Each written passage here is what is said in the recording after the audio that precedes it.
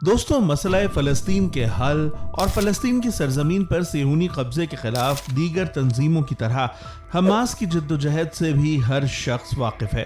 ہم اپنی ایک گزشتہ ویڈیو میں واضح کر چکے ہیں کہ مسئلہ فلسطین کا آغاز 1916 میں پہلی جنگ عظیم کے دوران سلطنت عثمانیہ کے خلاف عرب دنیا کی بغاوت کے بعد سے ہوا تھا۔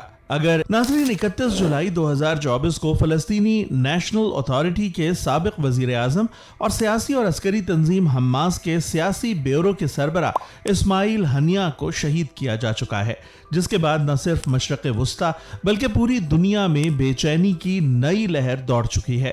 یہ سانحہ ان کے تہران میں واقع گیسٹ ہاؤس میں رونما ہوا، جہاں خفیہ طور پر نصب کیا گیا بارودی مواد رات 2 بجے اچانک دھماکے سے پھٹ گیا۔ بظاہر اس قتل کے پیچھے اسرائیل اور موساد کا ہاتھ ہی بتایا جاتا ہے، اگرچہ اسرائیل نے اس بارے میں کھل کر کچھ بھی نہیں کہا ہے۔ اسماعیل ہنیہ کی شہادت نے متعدد خدشات کو جنم دیا ہے، جن میں حماس اور اسرائیلی انتظامیہ کے درمیان کشیدگی میں اضافے کا امکان شامل ہے، جس سے خطے میں تشدد اور تنازعات میں اضافہ ہو سکتا ہے۔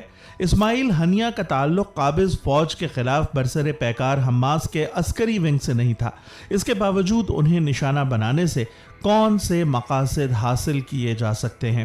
دوستوں، ہمارے آج کے ویڈیو میں اسماعیل ہنیہ کی شہادت اور اس کے بعد ظاہر ہونے والے حالات پر کچھ روشنی ڈالنے کی کوشش کریں گے، اور اس کے علاوہ ہم اس پہلو کو بھی ڈسکس کریں گے کہ اسرائیل کی بظاہر طاقتور فوج کے سامنے حماس نسبتاً کمزور ہونے کے باوجود آج تک کیسے قائم دائم ہے۔ لیٹسٹ نیوز یہ بھی ہے کہ حماس اور اسرائیل کے درمیان امن مذاکرات بھی فیل ہو چکے ہیں۔ اسماعیل ہنیہ کی شہادت سے حماس کے اندر اقتدار کی کشمکش کا آغاز ہو سکتا ہے، کیونکہ تنظیم کے مختلف دھڑوں کے درمیان قیادت کے لیے ایک دوسرے سے سبقت لے جانے کی کوشش جاری ہے۔ اگرچہ تنظیم کے ایک نئے سربراہ کا نام اناؤنس کیا جا چکا ہے، لیکن حماس کے مختلف دھڑے اس سربراہ کو ایکسپٹ کریں گے یا نہیں، اس کے لیے ابھی ہم مستقبل کا انتظار کرتے ہیں۔ اس کے علاوہ اس واقعے سے ایران اور اسرائیل کے تعلقات مزید کشیدہ ہو سکتے ہیں، جس کے نتیجے میں ایران کی جانب سے حماس کی مزید واضح حمایت مشرق وسطی کے دیگر ممالک کے ساتھ ایران کے تعلقات کو بھی متاثر کر سکتی ہے۔ اسماعیل ہنیہ کی شہادت کے اہم منفی اثرات میں خطے کی سلامتی کو لاحق خدشات بھی شامل ہیں۔ اس واقعے کے بعد خطے کی بدلتی صورتحال کی وجہ سے ایسے ممالک اور خطوں میں حفاظتی اقدامات میں اضافہ کیا جا سکتا ہے جہاں حماس سرگرم ہے یا جہاں حماس کی حمایت یا مخالفت کی جاتی ہے۔ یہ صرف چند ممکنہ نتائج ہیں، کیونکہ اسماعیل ہنیہ کی شہادت کے مکمل اثرات اور ان سے حاصل کیے جانے والے ممکنہ مقاصد وقت کے ساتھ سامنے آتے چلے جائیں گے۔ آئیے کچھ حماس کی تاریخ پر بھی نظر ڈالتے ہیں۔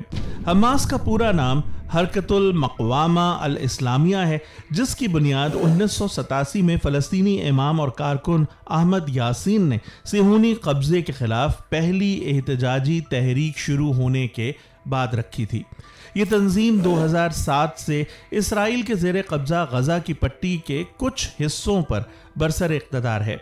2006 کے دوران حماس نے فلسطین کو اسرائیلی قبضے سے آزاد کرانے کے لیے جاری مزاحمت کی بھرپور حمایت کرتے ہوئے فلسطینی قانون ساز کونسل کے انتخابات میں اکثریت حاصل کی، لیکن 2007 میں حریف فلسطینی دھڑے الفتح سے غزہ کی پٹی کا کنٹرول حاصل کرتے ہوئے حماس نے فلسطینی قومی اتھارٹی سے علیحدگی اختیار کر لی۔ اس اقدام کے بعد اسرائیلی قیادت کی جانب سے مصر کے ساتھ منسلک غزہ کی پٹی کی ناکہ بندی کر دی گئی، جس کے نتیجے میں حماس اور اسرائیل کے درمیان 2008، 2012، 2014، 2021 اور پھر 2023 میں متعدد جنگیں ہو چکی ہیں۔ حماس نے آزاد فلسطینی ریاست کے قیام کی غرض سے ابتدائی طور پر 2005، 2006 اور 2007 میں فتح کے ساتھ کیے گئے معاہدوں میں 1967 کی سرحدوں کو تسلیم کرنا شروع کر دیا۔ مغربی دنیا کی جانب سے حماس کے 1988 میں جاری کیے گئے منشور کو یہودی مخالف قرار دیا گیا تھا، جس کے بعد 2017 کے منشور میں واضح کیا گیا کہ حماس کی جدوجہد یہودیوں کے خلاف نہیں بلکہ قابض صہیونی انتظامیہ کے خلاف ہے۔ اس منشور میں اسرائیل کے وجود کو تسلیم کیے بغیر 1967 کی سرحدوں کے اندر آزاد فلسطینی ریاست کے قیام کی حمایت بھی کی گئی تھی۔ بہت سے ماہرین کا کہنا ہے کہ حماس کی جانب سے متعدد بار 10 سے 100 سال تک کے لیے جنگ بندی کی پیشکش دو ریاستی حل کے ساتھ مطابقت رکھتی ہے۔ خارجہ پالیسی کے لحاظ سے حماس نے ہمیشہ مصر، ایران، قطر، سعودی عرب، شام اور ترکی کے ساتھ تعلقات قائم رکھنے کی کوشش کی ہے۔ حماس اور اسرائیلی انتظامیہ کے درمیان جاری مسلح تصادم کے اہم پہلوؤں میں دریائے اردن کے مغربی کنارے اور غزہ کی پٹی پر اسرائیلی قبضہ، یروشلم کی حیثیت، غیر قانونی اسرائیلی بستیاں اور فلسطینیوں کے حقوق شامل ہیں۔ 7 اکتوبر 2023 کو حماس نے اسرائیل کے خلاف نئی جنگ کا آغاز کیا، جس سے اس درینہ تنازع میں مزید اضافہ ہو گیا۔ اب تک اسرائیلی انتظامیہ کے علاوہ Australia, Canada, Japan, New Zealand, برطانیہ اور امریکہ سمیت کئی ممالک حماس کو اس کی عسکریت پسندانہ سرگرمیوں کی وجہ سے دہشت گرد تنظیم قرار دے چکے ہیں۔ اس کے باوجود حماس کے جنگجوؤں نے جدید ٹیکنالوجی اور تباہ کن ہتھیاروں سے لیس قابض اسرائیلی فوج کے سامنے گھٹنے ٹیکنے سے انکار کر دیا ہے۔ اسلامی دنیا کی جانب سے اس معاملے میں ایک بے حس غیر جانبداری بھی حماس کو اپنے موقف سے پیچھے نہیں ہٹا سکی، جبکہ عسکری ماہرین کا دعویٰ ہے کہ اسرائیلی جارحیت اور جدید مغربی اسلحے کے باوجود حماس کی اپنے محاذ پر ڈٹے رہنے کی ایک وجہ غزہ کے علاقے میں ان کی زیر زمین سرنگوں کا وسیع نیٹ ورک ہے، جو مصر اور فلسطین کے مقبوضہ علاقوں تک پھیلا ہوا ہے۔ دوستوں، ان سرنگوں کی حقیقت سے بہت کم لوگ واقف ہیں، لیکن آپ کو یہ جان کر حیرت ہوگی کہ اس نیٹ ورک کی بنیاد 332 قبل مسیح میں رکھی گئی تھی۔ انہیں آج بھی فلسطین کی مزاحمتی تنظیموں کی جانب سے خوراک اور اسلحہ رکھنے کے لیے استعمال کیا جاتا ہے۔ 332 قبل مسیح میں مصر فتح کرنے کے بعد سکندر اعظم کی مقدونیائی فوج نے غزہ کا محاصرہ کر لیا اور اسی دوران مقدونیائی اور ایرانی فوج کی جانب سے خندقیں اور پھر سرنگیں کھودنے کی حکمت عملی اختیار کی گئی۔ غزہ کے علاقے میں نرم مٹی کی وجہ سے آنے والے وقتوں میں ان سرنگوں کا سلسلہ طویل تر ہوتا چلا گیا اور اسی حکمت عملی کی بدولت سکندر اعظم مصر پر دوسری بار قبضہ کرنے میں بھی کامیاب ہوا۔ غزہ کی پٹی میں فلسطینی سرنگوں کے نیٹ ورک کی مجموعی لمبائی اور طول و عرض کے بارے میں صحیح معلومات کسی کے پاس بھی نہیں ہیں۔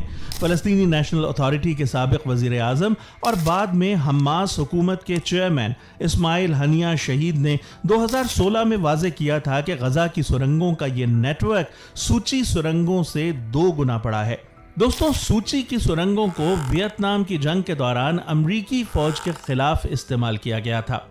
قابض اسرائیلی فوج کی جانب سے 2014 کی جنگ بندی کے دوران غزہ میں چند سرنگیں دریافت کی گئی تھیں، جن کی مجموعی لمبائی 100 کلومیٹر ہے اور ان کا 1/3 حصہ فلسطین کے مقبوضہ علاقے میں موجود ہے۔